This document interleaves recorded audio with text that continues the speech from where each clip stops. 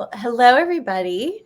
My name is Melissa Mazor, and I am a nurse scientist in the Community Outreach and Engagement Program at the Tisch Cancer Institute. And I am so delighted to be with all of you today. So to start, if we can go around and please introduce yourself and provide just a very brief background about yourself and your role in cancer care. Hello, everyone. My name is Christian Rolfo. I'm a professor in medicine at the Sinai Icahn School of Medicine at Mount Sinai, and I'm the Associate Director for Clinical Research at the Center of Thoracic Oncology. My focus of interest is cancer care for thoracic oncology patients, and also specifically, I'm working in drug development and biomarkers in liquid biopsy. Hi, I'm Dolores Moorehead, and I work for the Women's Cancer Resource Center, where I am a Community Engagement Director and Client Support Clinician. And what that includes is I provide patient navigation to our clients that we serve. I also provide therapy to them and lead support groups and work with different researchers around the needs of diverse populations. Hello, everybody. I'm Lavern McDonald, and I'm a community scientist for the Icahn School Mount Sinai Project. I'm also a social studies teacher at a small independent school in Manhattan, and I was diagnosed with lung cancer in 2018. What are some ways that we can think about building that trust? How can we mitigate some of these, common disparities that we see? I found the best times when I've been in the room with one of the individuals I'm working with is that the doctor comes out and acknowledges the difference and says, I know that, I don't look like you. I can see there's some uncomfortableness as opposed to pretending the elephant in the room does not exist.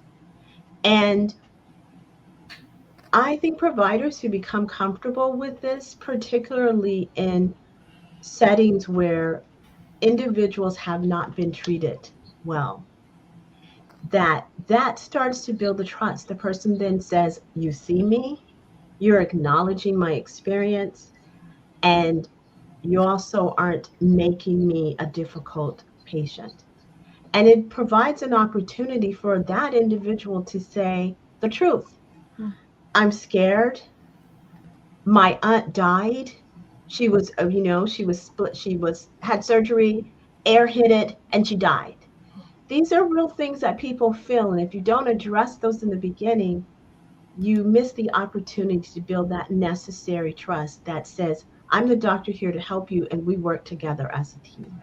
The connection with a clinician is so important, and having that authentic connection, I think, is paramount. Just understanding human to human, all the capacities, all the challenges that someone might be walking with when they come in with a cancer diagnosis, and having that compassion, that empathy for that individual, and being able to connect, as I said, on a very authentic level is just key. In terms of my own efforts, just starting there with having these connections beyond talking about cancer, talking about ordinary things that we have in common as New Yorkers, perhaps. That's been really key. So how do you sort of map the minutes of a session with your oncologist? Their time is very precious, but how do you carve that up so that in fact you are building those bridges with this individual? And so perhaps going back in for different consultations, that this becomes this thing that you've connected up on becomes a frame of reference. This very human connection that you're having becomes a constant thread, if you will, in your relationship. Another thing that's been really key for me is just centering my own needs. My diagnosis actually took about 7 whole months, and that was because we quite couldn't figure out what was happening.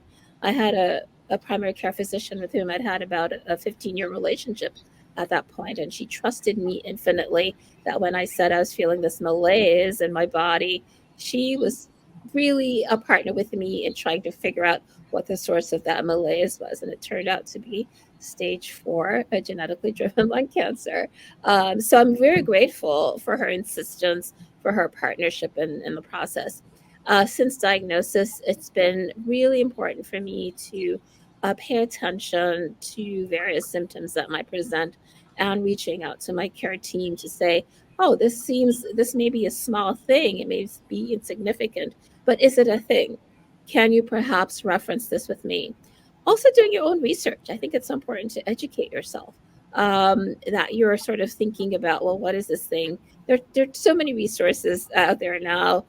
We all have a phone in our hands, a computer in our hands. So how do we use that tool effectively to figure out perhaps what's happening with us and to sort of aid the communication with the clinical team as well?